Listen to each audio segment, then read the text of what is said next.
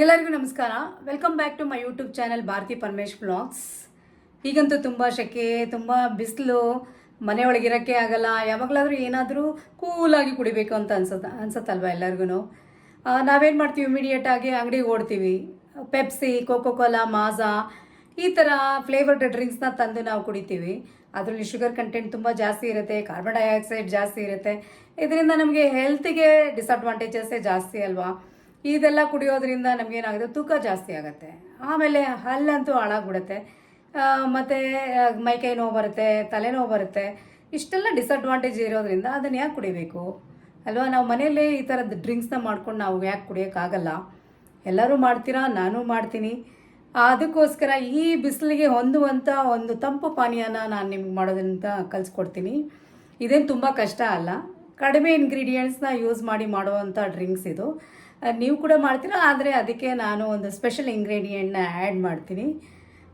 ಇದನ್ನು ನಾವು ಮಾಡೋದ್ರಿಂದ ನಮಗೊಂದು ಸ್ಯಾಟಿಸ್ಫ್ಯಾಕ್ಷನ್ ಬರುತ್ತೆ, ಮತ್ತು ಮನೇಲಿರೋರು ಎಲ್ಲರ ಜೊತೆ ಕೂಡ ಶೇರ್ ಮಾಡ್ಕೊಂಡು ಕುಡಿಬೋದು. ಇಷ್ಟೆಲ್ಲ ಅಡ್ವಾಂಟೇಜಸ್ ಇರೋದ್ರಿಂದ ಮಾಡೋಣವಾ? ಬರ್ತೀರಾ? ನೀವು ನನ್ನ ಜೊತೆಗೆ ಕೈ ಸೇರಿಸಿ ಮಾಡಿ ಎಲ್ಲರೂ ಕುಡಿಯೋಣ. ಹಾಗಾದರೆ ಬನ್ನಿ, ಇದಕ್ಕೆ ಬೇಕಾಗಿರೋ ಇಂಗ್ರೀಡಿಯೆಂಟ್ಸ್ ಏನೇನು ಅಂತ ನಾನು ತೋರಿಸ್ಕೊಡ್ತೀನಿ. ಶುರು ಮಾಡಬೇಡ. ಇವತ್ತು ನಾನು ಮಾಡ್ತಾ ಇರೋ ಪಾನೀಯ ಮಾವಿನಕಾಯಿ ಮಸಾಲ ಮಜ್ಜಿಗೆ. ಸೊ ಈಗಂತೂ ಸಮ್ಮರು, ಮಾವಿನಕಾಯಿ ಅಂದರೆ ಯಾರಿಗಿಷ್ಟ ಆಗಲ್ಲ ಹೇಳಿ. ಸೊ ಇದನ್ನು ಬಳಸ್ಕೊಂಡೆ ನಾವು ಇವತ್ತು ಪಾನೀಯ ಮಾಡೋಣ. ನಾನು ಸ್ಪೆಷಲ್ ಇಂಗ್ರೀಡಿಯೆಂಟ್ ಅಂತ ಹೇಳ್ತಾ ಇದ್ದಲ್ಲ, ಸೊ ಇದೇ ಮಾವಿನಕಾಯಿ. ಮಾವಿನಕಾಯಿಯಲ್ಲಿ ತೋತಾಪುರಿ ಮಾವಿನಕಾಯಿ ತೊಗೊಂಡ್ರೆ ಒಳ್ಳೆಯದು, ಯಾಕೆಂದರೆ ಅದರಲ್ಲಿ ಹುಳಿ ಕಡಿಮೆ ಇರುತ್ತೆ. ಮತ್ತು ಬೇರೆ ಮಾವಿನಕಾಯಿನೂ ತೊಗೋಬೋದು. ಅವಾಗ ಏನು ಮಾಡಬೇಕಂದ್ರೆ ಕಡಿಮೆ ಕ್ವಾಂಟಿಟಿ ಹಾಕೋಬೇಕು. ಇದಾದರೆ ಎಷ್ಟಾದರೂ ಹಾಕೊಂಡ್ರೆ ನಡೆಯುತ್ತೆ. ಹಾಗಾಗಿ ನಾನು ತೊಗೊಂಡಿರೋದು ತೋತಾಪುರಿ ಮಾವಿನಕಾಯಿ. ಅದರ ಜೊತೆಗೆ ರಾಕ್ ಸಾಲ್ಟ್ ತೊಗೊಂಡಿದ್ದೀನಿ, ಮತ್ತು ಸ್ವಲ್ಪ 1 ಇಂಚಷ್ಟು ಶುಂಠಿ, 2 ಮೆಣಸಿನ್ಕಾಯಿ ಕಡಿಮೆ ತೊಗೊಂಡ್ರೆ ಒಳ್ಳೆಯದು. ಯಾಕೆಂದರೆ ಅದು ಖಾರ ಜಾಸ್ತಿ ಹಾಕ್ಬಿಟ್ರೆ ಈ ಮಸಾಲ ಮಜ್ಜಿಗೆ ಫ್ಲೇವರ್ ಹೊಟ್ಟೋಗುತ್ತೆ, ಮತ್ತು ಆ ಟೇಸ್ಟ್ ಕೂಡ ಹೊಟ್ಟೋಗುತ್ತೆ. ಅದಕ್ಕೆ 2 ಸಾಕು. ಅದರ ಜೊತೆಗೆ ಕೊತ್ತಂಬರಿ ಟೇಸ್ಟ್ಗೆ ಮತ್ತು ವಾಸನೆಗೆ, ಮತ್ತು ಕರಿಬೇವು ಒಗ್ಗರಣೆಗೆ, ಮತ್ತು ಮೇನ್ ಇಂಗ್ರೀಡಿಯೆಂಟು ನಮ್ಮ ಮೊಸರನ್ನ ಮಜ್ಜಿಗೆ ಮಾಡ್ಕೋಬೇಕು. ಮೊಸರು ತೊಗೊಳ್ಬೇಕಾದ್ರೆ ತುಂಬ ಕೇರ್ಫುಲ್ ಆಗಿರಬೇಕು. ಸಿಹಿ ಮೊಸರೇ ತೊಗೋಬೇಕು, ಹುಳಿ ಮೊಸರು ತೊಗೋಬಾರ್ದು. ಯಾಕೆಂದರೆ ಮಾವಿನಕಾಯಿನೂ ಹುಳಿ ಇರುತ್ತೆ, ಇದು ಹುಳಿ ಆಗಿಬಿಟ್ರೆ ತುಂಬ ಹುಳಿಯಾಗಿ ಅದು ಅಷ್ಟು ಟೇಸ್ಟ್ ಚೆನ್ನಾಗಿರಲ್ಲ. ಹಾಗಾಗಿ ಸ್ವೀಟ್ ಮೊಸರು ಅಥವಾ ನಿಮಗೆ ಆಗಲೇ ಹೊಸದಾಗಿ ಮಾಡಿರೋ ಮೊಸರನ್ನ ತೊಗೊಂಡ್ರೆ ಒಳ್ಳೆಯದು. ಇವಾಗ ಶುರು ಮಾಡೋಣವಾ ನಮ್ಮ ಪ್ರಿಪ್ರೇಷನ್ನು. ನಾನು ಆಗಲೇ ಮಾವಿನಕಾಯಿ ತೋರಿಸೋದಲ್ಲ, ನಾನೇನು ಮಾಡಿದೆ ಅಂದರೆ ಅದರ ಸಿಪ್ಪೆ ತೆಗೆದು ಚಿಕ್ಕ ಪೀಸಾಗಿ ಕಟ್ ಮಾಡ್ಕೊಂಡಿದ್ದೀನಿ. ನಿಮ್ಗೆ ಯಾವ ಶೇಪ್ ಬೇಕೋ ಆ ಶೇಪಲ್ಲಿ ಕಟ್ ಮಾಡ್ಕೋಬೋದು. ಯಾಕೆಂದರೆ ಅದು ಗ್ರೈಂಡ್ ಮಾಡಿದ್ಮೇಲೆ ಅದು ಪೇಸ್ಟೇ ಆಗೋದಲ್ವಾ. ಸೊ ಹಾಗಾಗಿ ನಾನು ಈ ಶೇಪಲ್ಲಿ ಕಟ್ ಮಾಡ್ಕೊಂಡಿದ್ದೀನಿ. ಬನ್ನಿ, ಈಗ ನಾವು ಮಿಕ್ಸಿ ಮಾಡ್ಕೋಬೇಕು. ಈಗ ನಾವು ಗ್ರೈಂಡ್ ಮಾಡ್ಕೊಳ್ಳೋಣ. ಮೊದಲಿಗೆ ಮಾವಿನಕಾಯಿ ಹಾಕ್ಕೊಳ್ಳೋಣ. ನಾನು ಕಟ್ ಮಾಡಿರೋ ಪೀಸಸ್ ಎಲ್ಲ ಇದೆಲ್ಲ ಹಾಕ್ತೀನಿ. ಆಮೇಲೆ ಅದಕ್ಕೆ 1 ಸ್ಪೂನಷ್ಟು ರಾಕ್ ಸಾಲ್ಟ್ ಹಾಕ್ತಾಯಿದ್ದೀನಿ. ನಿಮ್ಗೆ ಎಷ್ಟು ಬೇಕೋ ಅಷ್ಟು ಹಾಕೋಬೋದು, ರುಚಿಗೆ ತಕ್ಕಷ್ಟು ಹಾಕ್ಕೋಬೋದು. ಹಾಗಾಗಿ ನನಗೆ ಬೇಕಾಗಿರೋದು 1 ಸ್ಪೂನು. ಸೊ ನಾನು ಅದನ್ನು ಹಾಕೋತಾ ಇದ್ದೀನಿ. ಮತ್ತು 2 ಮೆಣಸಿನ್ಕಾಯಿ ತೊಗೊಂಡ್ವಲ್ಲ, ಅದು ಹಾಕ್ಕೊಳ್ಳೋಣ. ಮತ್ತು 1 ಇಂಚಷ್ಟು ಶುಂಠಿ ಬೇಕಾದರೆ ಕಟ್ ಮಾಡಿ ಹಾಕ್ಕೊಳ್ಳೋಣ. ಚಿಕ್ಕ ಪೀಸ್ ಇದ್ದರೆ ಬೇಗ ಗ್ರೈಂಡ್ ಆಗುತ್ತೆ, ಅದಕ್ಕೋಸ್ಕರ ನಾನು ಚಿಕ್ಕ ಪೀಸ್ ಮಾಡಿ ಕಟ್ ಮಾಡಿ ಹಾಕ್ತೀನಿ. ಸೊ ಇದಿಷ್ಟೇ ಐಟಮ್ ನಾವು ಗ್ರೈಂಡ್ ಮಾಡ್ಕೋಬೇಕಾಗಿರೋದು. ಬನ್ನಿ ನಾನು ಗ್ರೈಂಡ್ ಮಾಡ್ಕೊಂಬರೋಣ. ನೋಡಿ, ಈಗ ಇದನ್ನು ಗ್ರೈಂಡ್ ಮಾಡಾಯಿತು. ನಿಮಗೆ ಗ್ರೈಂಡ್ ಮಾಡೋಕ್ಕೆ ಸ್ವಲ್ಪ ಗಟ್ಟಿ ಇದೆ ಅನ್ಸಿದ್ರೆ ಸ್ವಲ್ಪ ನೀರು ಹಾಕ್ಕೊಂಡು ಗ್ರೈಂಡ್ ಮಾಡ್ಬೋದು. ಸ್ವಲ್ಪ ಈ ಥರ ಪೇಸ್ಟ್ ಮಾಡಿಕೊಂಡ್ರೆ ಒಳ್ಳೆಯದು. ಅದನ್ನು ಒಂದು ಬೌಲ್ಗೆ ಹಾಕ್ಕೊಳ್ಳೋಣ. ಈಗ ಇದು ಗ್ರೈಂಡ್ ಮಾಡ್ಕೊಂಡ್ವಲ್ಲ, ಇದ್ರ ಪೇಸ್ಟಲ್ಲಿ ಗೊತ್ತಿದೆ ಅಲ್ಲ ನಿಮಗೆ, ಮಾವಿನಕಾಯಿ, ಶುಂಠಿ ಮತ್ತು ಉಪ್ಪು ಮತ್ತು ಮೆಣಸಿನ್ಕಾಯಿ ಹಾಕಿ ರುಬ್ಕೊಂಡ್ವಿ. ಈಗ ಇದಕ್ಕೆ ನಾವೇನು ಮಾಡೋಣ ಅಂದರೆ ಮೊಸರು ಸೇರಿಸ್ಕೊಳ್ಳೋಣ. ನಾನು ಇದನ್ನು ಈ ಥರ ಮಡಿಕೆಯಲ್ಲಿ ತೊಗೊಂಡಿದ್ದೀನಿ. ಮಡಿಕೆಯಲ್ಲಿ ತೊಗೊಂಡ್ರೆ ತುಂಬ ಒಳ್ಳೆಯದು, ಯಾಕೆಂದರೆ ಇದು ಮಾಡಿದ್ಮೇಲೆ ರೆಸಿಪಿ ಇದು ತುಂಬ ಕೂಲಾಗಿರುತ್ತೆ. ಹಾಗೆ ಇದರಲ್ಲಿ ಮಡಿಕೆಯಲ್ಲಿರೋ ಮಿನರಲ್ಸ್ ಎಲ್ಲ ಇದಕ್ಕೆ ಆ್ಯಡ್ ಆಗುತ್ತೆ, ಇನ್ನೂ ತುಂಬ ಟೇಸ್ಟ್ ಕೊಡುತ್ತೆ. ಬನ್ನಿ, ಈಗ ಮೊಸರು ಆ್ಯಡ್ ಮಾಡ್ಕೊಳ್ಳೋಣ.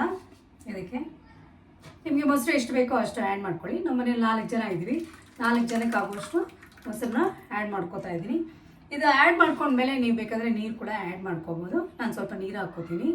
ನೀರು ಹಾಕ್ಕೊಂಡು ನಾವು ಈ ಮೊಸರು ಕಡಿತಾರಲ್ಲ, ಆ ಕಡಿಯೋ ಕೋಲಿಂದ ಕಡಿಬೋದು, ಚೆನ್ನಾಗಿರುತ್ತೆ, ತುಂಬ ಟೇಸ್ಟ್ ಕೊಡುತ್ತೆ. ಮಿಕ್ಸಿಗೆ ಹಾಕೋದು ಬೇಡ, ಸೊ ಈ ಥರ ಮಾಡಿಕೊಂಡ್ರೆ ಒಳ್ಳೆ ಟೇಸ್ಟ್ ಬರುತ್ತೆ. ನೋಡಿ, ನಾನು ಇದಕ್ಕೆ ಒಂದು ಗ್ಲಾಸ್ ಅಷ್ಟು ನೀರು ಹಾಕೋತಾ ಇದ್ದೀನಿ. ಓಕೆ, ಇದಕ್ಕೆ ನಾನೀಗ ಇದನ್ನು ಆ್ಯಕ್ಚುಲಿ ಇದರಿಂದ ಕಡಿಬೇಕು. ಹಳ್ಳಿಗಳಲ್ಲಿ ಮರದನ್ನು ಉಪಯೋಗಿಸ್ತಾ ಇದ್ರು, ನಾವು ಕೂಡ ಉಪಯೋಗಿಸಿದ್ದೀವಿ ನಮ್ಮ ಚಿಕ್ಕ ವಯಸ್ಸಿನಲ್ಲಿ. ಅದರಲ್ಲಿ ತುಂಬ ಚೆನ್ನಾಗಿ ಬರ್ತಾಯಿತ್ತು. ಈಗ ಅದು ಆಪ್ಷನ್ ಇಲ್ಲ, ಎಲ್ಲಿ ಸಿಗುತ್ತೆ ಅಂತ ಗೊತ್ತಿಲ್ಲ, ಹುಡ್ಕೊಂಡು ಹೋಗ್ಬೇಕಾಗತ್ತೆ. ಸೊ ಈ ಸರಿ ನಾನು ಹಳ್ಳಿಗೆ ಹೋದಾಗ ಖಂಡಿತ ಅದನ್ನು ತೊಗೊಂಡು ಬರ್ತೀನಿ, ಯೂಸ್ ಮಾಡ್ತೀನಿ. ಸದ್ಯಕ್ಕೆ ಇದರಲ್ಲೇ ಮಾಡೋಣ. ಸೊ ನಾನು ನೀರು ಹಾಕಿದ್ದೀನಿ, ಇದರಲ್ಲಿ ಮಾವಿನಕಾಯಿ ಮಿಕ್ಸ್ಚರು ಮತ್ತು ಮೊಸರು ಮತ್ತು ನೀರು ಆ್ಯಡ್ ಮಾಡಿದ್ದೀನಿ. ಬನ್ನಿ ನಾವು ಮಜ್ಜಿಗೆ ಥರ ಮಾಡ್ಕೊಳ್ಳೋಣ.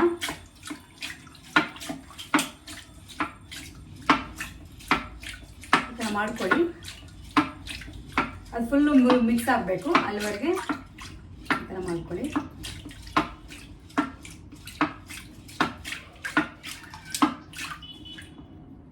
ಇದು ಆಗಿದೆ, ಇದು ಆಲ್ಮೋಸ್ಟ್ ರೆಡಿ ಆಗಿದೆ. ಈಗ ಇದು ರೆಡಿ ಆಗಿದೆಯಲ್ಲ, ಇದಕ್ಕೆ ನಾವು ಒಗ್ಗರಣೆ ಹಾಕೋಣ. ಬಾಣಲಿ ಇಟ್ಕೊಂಡ್ಬಿಟ್ಟು ಸ್ಟವ್ ಹಚ್ಚೋಣ. ಈಗ ಬಾಣಲಿ ಇಟ್ಟಿದ್ದೀನಿ, ಅದಕ್ಕೆ ಎಣ್ಣೆ ಹಾಕ್ಕೊಳ್ಳೋಣ. ಎಣ್ಣೆ 1-2 ಸ್ಪೂನ್ ಆದರೆ ಸಾಕು.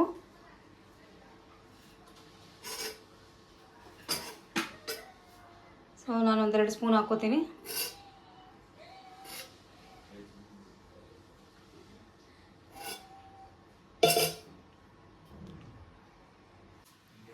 ಎಣ್ಣೆ ಕಾದಿದೆ, ಅದಕ್ಕೆ ಒಂದು ಸ್ವಲ್ಪ ಸಾಸಿವೆ,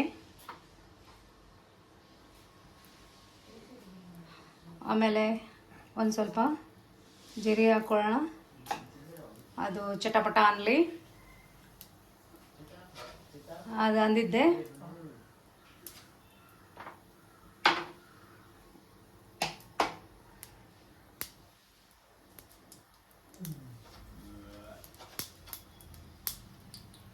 ಕರಿಬೇವು ಹಾಕೊಳ್ಳೋಣ. ಕರಿಬೇವು ಹಾಕ್ಬೇಕಾದ್ರೆ ಹುಷಾರಾಗಿರಿ, ಮುಖದ ಮೇಲೆ ಸಿಡಿಬೋದು, ಸ್ವಲ್ಪ ದೂರ ನಿಂತ್ಕೊಂಡು ಹಾಕಿ. ಹಾಗೆಯೇ ಒಂದು ಸ್ವಲ್ಪ ಹಿಂಗೆ ಹಾಕೋಣ. ಸೊ ನಮ್ಮ ಒಗ್ಗರಣೆ ರೆಡಿ ಆಯಿತು. ಈಗ ಇದನ್ನು ಇಲ್ಲಿಗೆ ಟ್ರಾನ್ಸ್ಫರ್ ಮಾಡೋಣ, ನಮ್ಮ ಪಾನೀಯಕ್ಕೆ.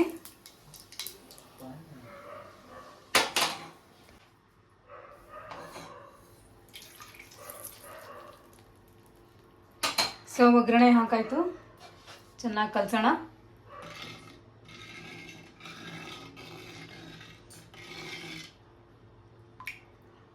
ಕಲಸಿದ್ಮೇಲೆ ಲಾಸ್ಟಿಗೆ ಕೊತ್ತಂಬರಿ ಹಾಕ್ಬಿಟ್ಟು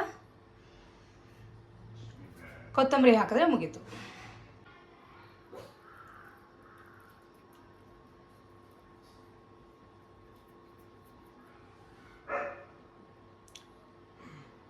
ನೋಡಿ, ನಮ್ಮ ಪಾನೀಯ ರೆಡಿಯಾಗಿದೆ. ಮಾವಿನಕಾಯಿ ಮಸಾಲ ಮಜ್ಜಿಗೆ ಕುಡಿಯೋದಕ್ಕೆ ರೆಡಿಯಾಗಿದೆ. ನಾನು ಇದಕ್ಕೇನು ಮಾಡ್ತೀನಿ ಅಂದರೆ ಐಸ್ ಕ್ಯೂಬ್ಸ್ ಹಾಕ್ಬಿಟ್ಟು ಇಡ್ತೀನಿ, ಆವಾಗ ಇನ್ನೂ ಕೂಲ್ ಆಗಿರುತ್ತೆ. ಇಲ್ಲ ಅಂದರೆ ನಾವು ಇದನ್ನು ಒಂದು ಅರ್ಧ ಗಂಟೆ ಅಥವಾ 1 ಗಂಟೆ ಟೈಮ್ ಇಟ್ಟರೆ ಇದರಲ್ಲಿ ಕೂಲ್ ಆಗಿಬಿಟ್ಟಿರುತ್ತೆ, ಅದು ಇನ್ನೂ ಟೇಸ್ಟಿಯಾಗಿರುತ್ತೆ. ಬನ್ನಿ ಒಂದು ಅರ್ಧ ಗಂಟೆ ಇಟ್ಟು ಆಮೇಲೆ ಕುಡಿಯೋಣ. ಅರ್ಧ ಗಂಟೆ ಆಯಿತು. ನೋಡಿ ಮಸಾಲ ಮಜ್ಜಿಗೆ ಹೆಂಗೆ ರೆಡಿಯಾಗಿದೆ ಅಂತ. ಕೂಲಾಗಿದೆ, ಈಗ ತಕ್ಷಣ ಕುಡಿಬೇಕು. ನಾನು ಮಿಕ್ಕಿರೋ ಮಸಾಲ ಮಜ್ಜಿಗೆನ ಈ ಥರ ಬಾಟಲ್ನಲ್ಲಿ ಸ್ಟೋರ್ ಮಾಡಿ ಫ್ರಿಜ್ಜಲ್ಲಿ ಇಡ್ತೀನಿ. ಯೂಶ್ವಲಿ ನಾವು ನೈಟಲ್ಲಿ ಕುಡಿತೀವಿ ಈ ಥರ. ಇದು ತುಂಬ ಒಳ್ಳೆಯದು ದೇಹಕ್ಕೆ, ನಮಗೆ ಜೀರ್ಣಕ್ರಿಯೆಗೆ ಸಹಾಯ ಮಾಡುತ್ತೆ, ಹಾಗೆ ಕೊಲೆಸ್ಟ್ರಾಲ್ ಕಡಿಮೆ ಮಾಡುತ್ತೆ, ಮತ್ತು ಇದು ತೂಕ ಇಳಿಸೋಕ್ಕಂತೂ ತುಂಬ ಒಳ್ಳೆ ಪಾನೀಯ.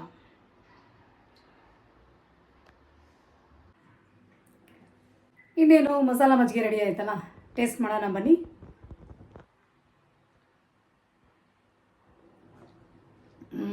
ಸೂಪರ್ ಆಗಿದೆ. ನಂದಿನಿ ಮಸಾಲ ಮಜ್ಜಿಗೆ ಥರನೇ ಇದೆ. ನಂದಿನಿ ಮಸಾಲೆ ಮಜ್ಜಿಗೆ ನೀವು ಟ್ರೈ ಮಾಡಿರ್ತೀರಾ ಅನಿಸುತ್ತೆ. ಸೊ ಅಷ್ಟೇ ಸ್ವಾದಿಷ್ಟವಾಗಿದೆ, ಮತ್ತು ಕುಡಿದ ತಕ್ಷಣ ನಿಮ್ಮ ಎದೆಯಲ್ಲಿ ಒಳ್ಳೆ ಒಂಥರ ಸೂದಿಂಗ್ ಎಕ್ಸ್ಪೀರಿಯನ್ಸ್ ಬರುತ್ತೆ. ಸೊ ನೀವು ಖಂಡಿತ ನಿಮ್ಮ ಮನೆಯಲ್ಲಿ ಮಾಡಿ ಈ ಮಸಾಲೆ ಮಜ್ಜಿಗೆನ ಈ ಬಿಸಿಲಿನ ತಾಪಮಾನನ ಕಡಿಮೆ ಮಾಡ್ಕೋಬೋದು ಅಂತ ಹೇಳೋಕ್ಕೆ ಇಷ್ಟಪಡ್ತೀನಿ.